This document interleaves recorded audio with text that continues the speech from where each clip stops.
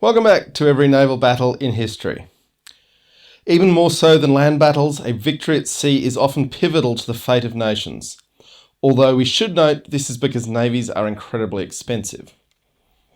The modern United States owes its existence to the French victory at the Battle of the Virginia Capes. Some of you might think I'm overstating this, but here's what a chap called George Washington had to say. You will have observed that whatever efforts are made by the land armies, the Navy must have the casting vote in the present contest. Now, I don't pretend that George Washington is a sage in all things, but I will bow to the man when it comes to the Revolutionary War. Why skip ahead a millennia to 1781, you ask? Because the birth of an independent Vietnam can also be traced to a naval victory over an earlier imperial power.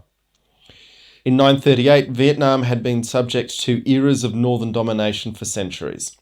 They were into their third era. The first such era dated back to 111 BCE and the Western Han.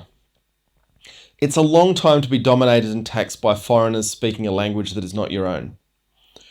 But when 938 rolled around, China was in hard times. The glory days of the Tang Dynasty were a memory, and they were deep into the 5 Dynasties and 10 Kingdoms period. Amongst that chaos, the Kingdom of Southern Han emerged around modern-day Hong Kong. Their relationship to the earlier Han Dynasty was beyond tenuous, but when the local warlord says he's descended from the emperors of bygone times, who's going to fact-check him? The Southern Han had been heavily involved in northern Vietnam since at least 930. But in 937, internal strife saw the general vaguely in charge appealing to the Southern Han for help against his own rebels.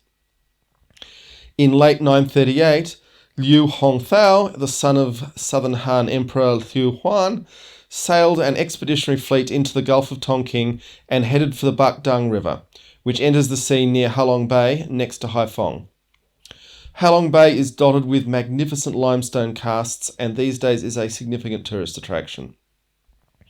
The Chinese force was 20,000 men in smallish warships, carrying around 50 men each, so around 400 vessels. The Vietnamese, led by No Quan, had driven iron-tipped stakes into the riverbed, but down so low ships would sail over them at high tide. With the tide up, the Vietnamese in smaller boats harassed and provoked the Chinese to chase them upriver. As the tide fell, the Vietnamese attacked in strength, and the Chinese retreated, only to drive their ships into the stakes in the riverbed, dangerous now the water was lower. Liu Hongthao died in the carnage, along with half his force. The next year, No Thuan proclaimed himself king, and it is considered the start of Vietnamese independence. 300 years later, the Mongols would try to attack Vietnam from the sea and be defeated in exactly the same way, which indicates an unwillingness to learn from history on the part of the Mongols.